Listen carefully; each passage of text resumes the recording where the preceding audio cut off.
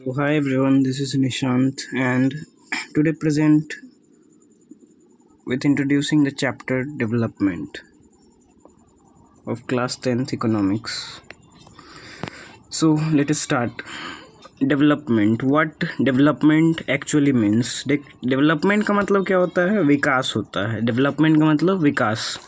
Development means peoples economic growth. मतलब क्या कि डेवलपमेंट का मतलब होता है पीपल, किसी भी इंसान का economic growth in terms of education, health और लाइफस्टाइल etc।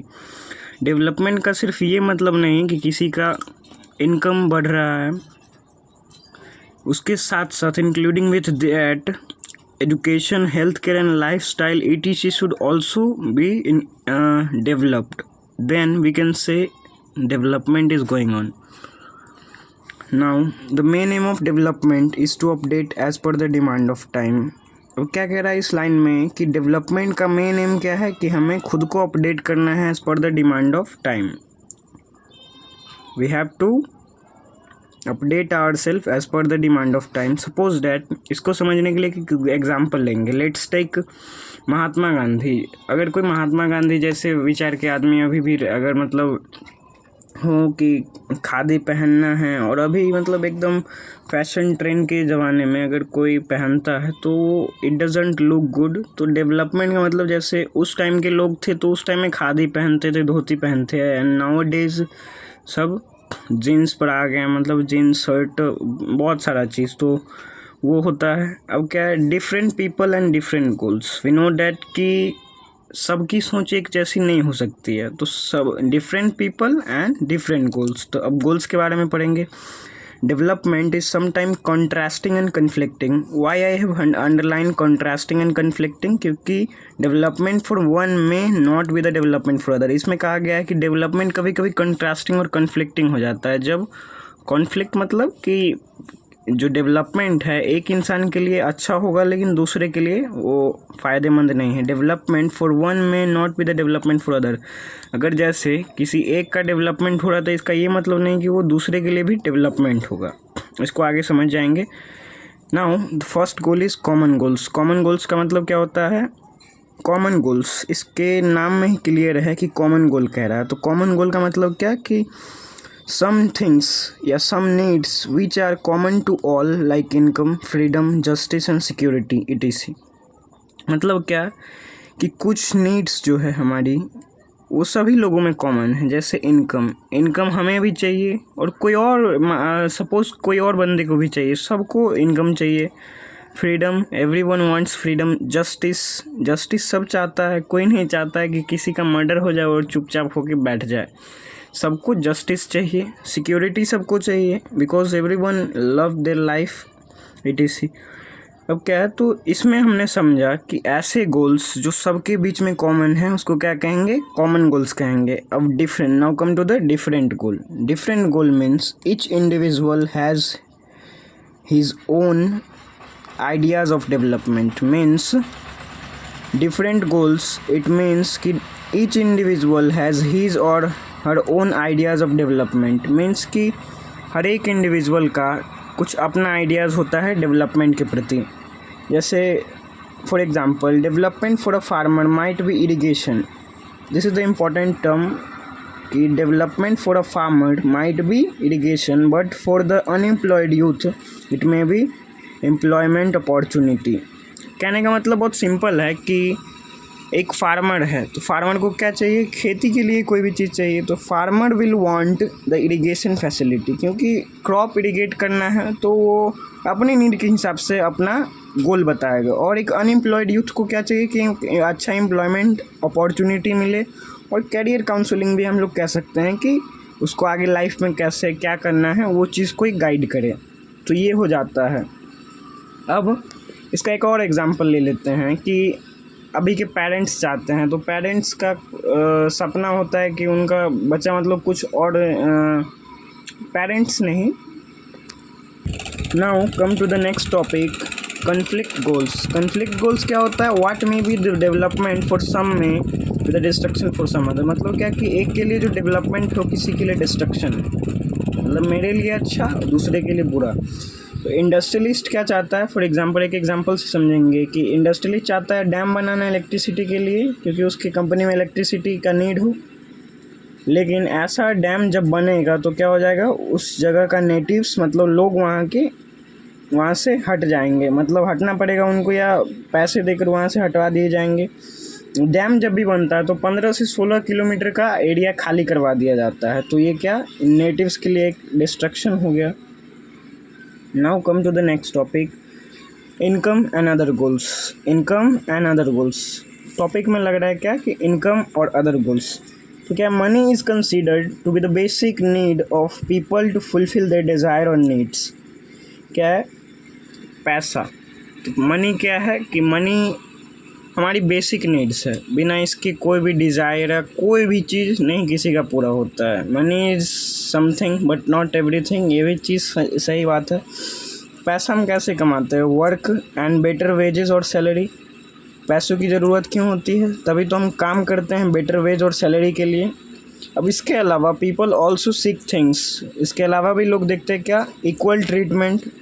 पैसा इक्वल ट्रीटमेंट नहीं ना खरीद सकता है, freedom, security, respect, pollution free environment और गुड हेल्थ। तो ये सारी बहुत चीज़ें हैं जो लोग पैसे के अलावा भी देखते हैं।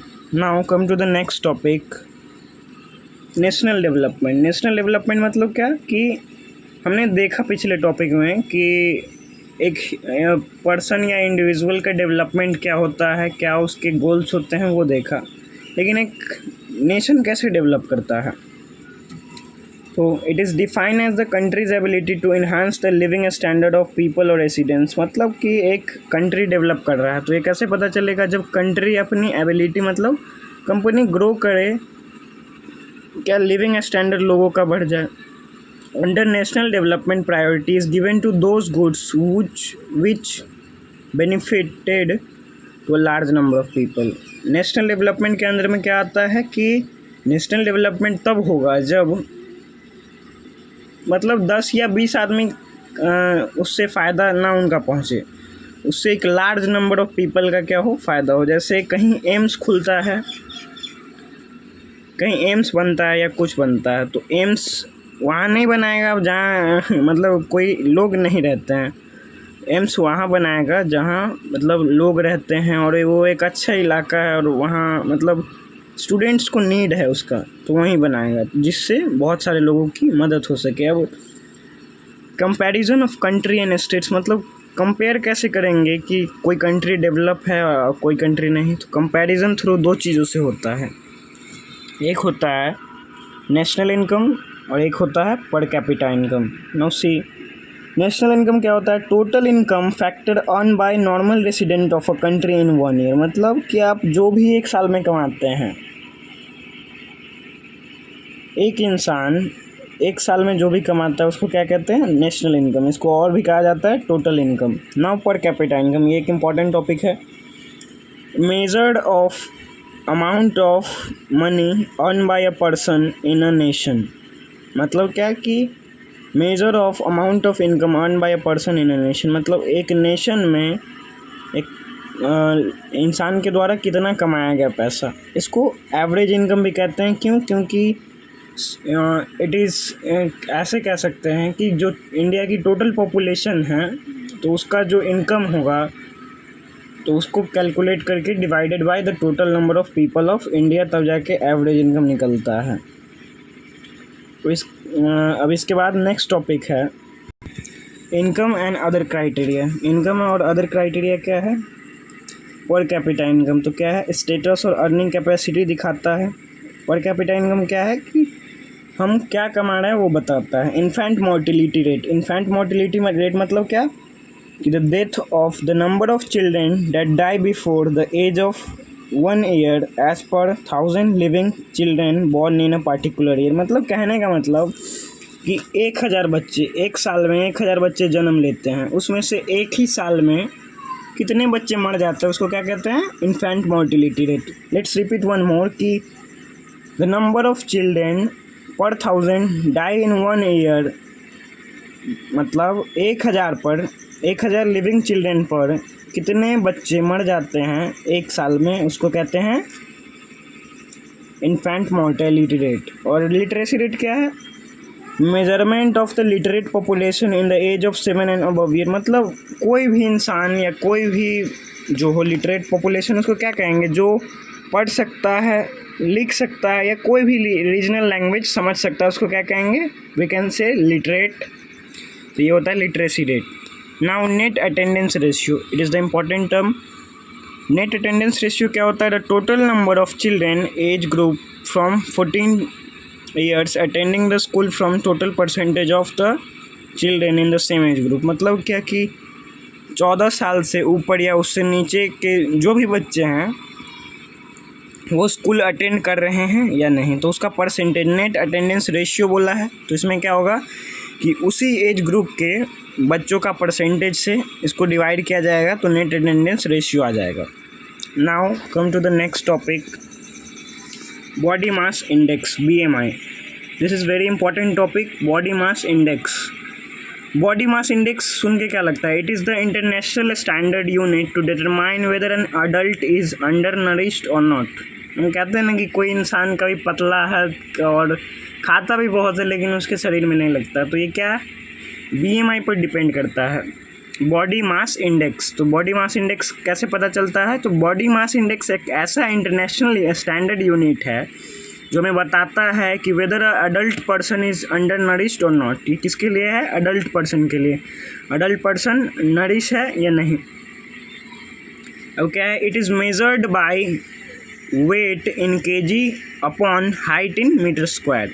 बताएगा, इसका एक चार्ट होता है जिसमें BMI निकलने के बाद उसका मतलब देखा जाता है, जो NCERT बुक में 100 समथिंग पेज में है। और now hope you understand this. Now come to the next topic, HDI, human development index report. HDI कहते हैं it is prepared by UNDP। इसको किसने प्रिपेयर किया था? UNDP in 1990। Human development index UNDP ने प्रिपेयर किया था। अब UNDP क्या है? तो UNDP United Nation development programme है, यूनाइटेड नेशन का एक प्रोग्राम है जो स्टेबलाइज हुआ था 22 नवंबर 1965 को। हेडक्वार्टर कहाँ है? यूनाइटेड स्टेट्स, न्यूयॉर्क में। और इसका रोल क्या होता है कि reduce poverty, inequality, achieve sustainable development. ये सब क्या होता है रोल? पॉवर्टी ख़त्म करना, इनइक्वालिटी और अचीव सस्टेनेबल डेवलपमेंट। नाउ हम लोग पढ़ रहे थे HDI। HDI का क्या फंक्शन होता है? तो measured overall development of a country on based on some criteria. मतलब कि कंट्री का ओवरऑल डेवलपमेंट सिर्फ पैसे से, मैंने स्टार्टिंग में ही बोला था कि किसी भी इंसान का डेवलपमेंट सिर्फ पैसे से नहीं होता है, इसके लिए कुछ क्राइटेरिया भी होती है।